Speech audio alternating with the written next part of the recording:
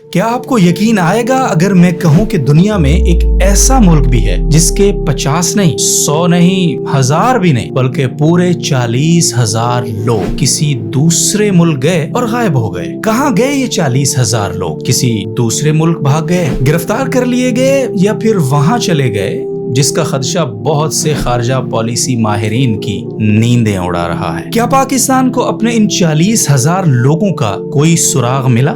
اور سب سے اہم یہ کہ زیارتوں کے عنوان سے جانے والے ان لوگوں کی غیبوبت کی کہانی اچانک سے سامنے آئی ہے یا یہ کھیل سالہ سال سے جاری ہے؟ 40,000 لوگ ابھی تک نہیں آئے۔ 40,000 پاکستانی زائرین عراق، شام اور ایران جا کر لاپتہ ہو چکے ہیں۔ 40,000 پاکستانی لاپتہ ہو چکے۔ Over 40,000 visitors of religious have gone missing. آج کی سٹوری انہی سوالات کا جواب تلاش کرنے کی ایک ادنا سی کوشش ہے۔ السلام علیکم، میں ہوں محمد عبدالودود اور آپ دیکھ رہے ہیں آپ کا اپنا سٹوری ٹائم۔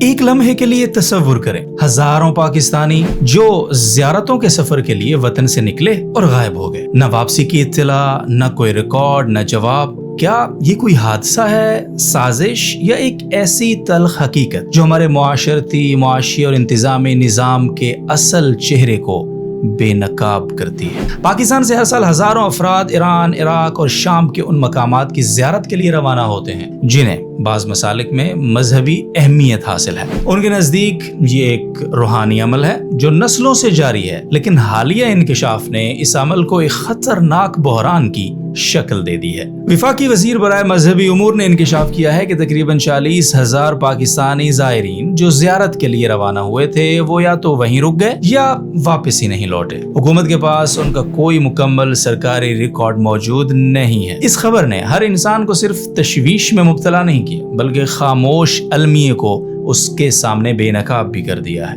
ماضی کی بات کریں تو زیارات کے یہ اسفار ایک غیر رسمی سالار نظام کے تحت کیے جاتے تھے۔ سالار یعنی قافلہ سالار خود نجی طور پہ سفر کے انتظامات کرتے تھے، مگر اس نظام میں سرکاری نگرانی، شفاف ریکارڈ اور واپسی کی تصدیق کا کوئی مؤثر نظام موجود نہیں تھا۔ اسی کمزوری نے اس بحران کو جنم دیا۔ تفصیلات سامنے آنے پر علم ہوا کہ یہ تمام افراد کسی اغوا یا حادثے کا شکار نہیں ہوئے بلکہ زیادہ تر نے دانستہ طور پر واپس آنا مناسب ہی نہیں سمجھا۔ Director general immigration and passports کے مطابق یہ تمام افراد گزشتہ کئی برسوں میں زیارت ویزا پر گئے اور وہیں قیام اختیار کر لیا۔ لیکن اصل سوال یہ ہے کہ آخر کیوں؟ ماہرین کے مطابق اس کی ایک سب سے بڑی وجہ پاکستان میں بڑھتی ہوئی معاشی بدحالی، مہنگائی، بے روزگاری اور مایوسی ہے۔ عراق میں بڑھتے ہوئے تعمیراتی منصوبے اور سستے مزدوروں کی ضرورت نے وہاں روزگار کے مواقع پیدا کیے، لہٰذا زیارت کے لیے جانے والے یہ حضرات واپسی کے بجائے وہیں کام کاج پر لگ گئے۔ کچھ افراد تو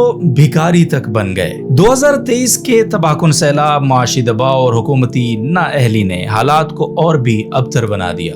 ان تمام محرکات نے زیارت جیسے مذہبی راستے کو ایک غیر قانونی امیگریشن چینل میں تبدیل کر دیا ہے۔ مگر بات یہاں ختم نہیں ہوتی۔ اصل تشویشناک خبر اور المیہ یہ ہے کہ کچھ پاکستانی جو زیارت کے لیے ایران گئے اور مسلح تنظیموں کا حصہ بن گئے۔ ان تنظیموں میں نمایاں نام ہے زینبیون بریگیڈ کا۔ یقیناً یہ نام آپ کے لیے اجنبی تو نہیں ہوگا۔ ایک پاکستانی شیعہ جنگجو تنظیم جسے ایران کے پاسداران انقلاب کی سرپرستی حاصل ہے، اور اس تنظیم کا مقصد شام میں مخصوص مقامات کا دفاع اور بشار الاسد حکومت کی حمایت بتایا جاتا ہے۔ وہ بشار الاسد جو اس وقت خود در بدر ہے اور اس کا کوئی اتا پتہ نہیں ہے۔ اگرچہ اس تنظیم کے زیادہ تر افراد وہ ہیں جو پہلے سے ایران میں مقیم تھے، لیکن بہت ساری رپورٹس کے مطابق پاکستان کے اندر سے بھی بھرتیاں کی جاتی رہی ہیں۔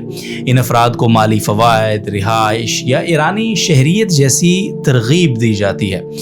بہت سے نوجوان جو معاشی مسائل کا شکار ہوتے ہیں اور پھر انہیں مسلک کے تعصب کا تڑکا بھی لگا ہوا ہوتا ہے، انہیں زیارت کے دوران ان تنظیموں میں شمولیت کی دعوت دی جاتی ہے اور یوں انسانی خون سے ہولی کھیلنے کا یہ مکروہ دھندا چلایا جاتا ہے۔ اسی طرز کی افغان جنگجوؤں پر مشتمل تنظیم کا دوسرا نام فاطمیون بریگیڈ ہے، جو ایران کی معاونت سے شام میں سرگرم ہے، اور یقیناً یہ بھی کوئی نیا نام تو نہیں ہے۔ یہ رجحان پاکستان کے لیے صرف اخلاقی طور پر ہی نہیں بلکہ دفاعی اور سیکیورٹی کے اعتبار سے بھی بہت بڑا خطرہ ہے۔ حکومت پاکستان نے ان گروہوں کے بارے میں نہ صرف اپنی تشویش ظاہر کی ہے بلکہ بین الاقوامی سطح پر بھی ان کے خلاف آواز اٹھائی ہے۔ ان تنظیموں میں پاکستانیوں کی شرکت ایک سنگین مسئلہ ہے جو بیرون ملک موجود ہمارے نوجوانوں کی ذہن سازی، ریاستی خود مختاری اور اندرونی امن کو نقصان پہنچا سکتا ہے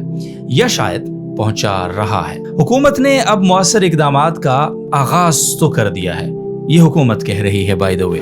روایتی سالار نظام کو ختم کر کے ایک زیارت مینجمنٹ پالیسی نافذ کی گئی ہے، جس کے تحت صرف رجسٹرڈ زیارت گروپ آرگنائزر کو اجازت دی گئی ہے کہ وہ افراد کو زیارات کے لیے لے کر جا سکتے ہیں، اور ان گروپس پہ لازم ہوگا کہ وہ اپنے گروپ کے تمام ارکان کی واپسی کو یقینی بنائیں، ورنہ ان کا لائسنس منسوخ کر دیا جائے گا۔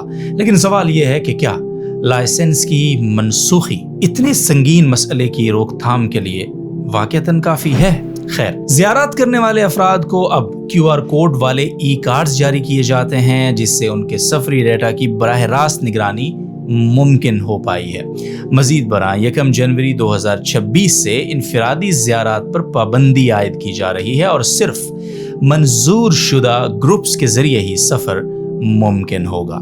ہم دعا کرتے ہیں کہ یہ اقدامات پاکستان کے لیے مؤثر سے مؤثر ثابت ہوں گے انشاءاللہ۔ ایران، عراق اور شام نے بھی پاکستانی زائرین کے غائب ہو جانے پر تشویش ظاہر کی ہے، جس کے بعد حکومت پاکستان نے تینوں ممالک کے درمیان ایک سہ فریقی ورکنگ گروپ قائم کیا ہے تاکہ زیارت کے نام پر غیر قانونی ہجرت اور عسکری سرگرمیوں کو روکا جا سکے۔ اس کے ساتھ ساتھ حکومت وقتاً فوقتاً ان پاکستانیوں کو واپس لانے کی کوشش بھی کرتی رہتی ہے جو بیرون ملک مسائل میں پھنس جاتے ہیں، خواہ وہ کسی بھی وجہ سے وہاں گئے ہوں۔ مگر یہ بھی ایک بہت بڑی حقیقت ہے کہ یہ اتنا سنگین مسئلہ محض قوانین بنا دینے سے حل نہیں ہوگا، یہ ایک اجتماعی ذمہ داری ہے۔ جب تک ہم اپنے ملک میں باعزت روزگار کے مواقع اور حقیقی انصاف کی فراہمی یقینی نہیں بنائیں گے، تب تک نوجوان زیارات جیسے مقدس اسفار کو بھی معاشی یا نظریاتی ہجرت کے راستے میں بدلتے رہیں گے۔ یہ صرف 40,000 افراد کا معاملہ نہیں ہے، یہ پاکستان کے ان خوابوں کا سوال ہے جو روز بروز مایوسی کی دھند میں کہیں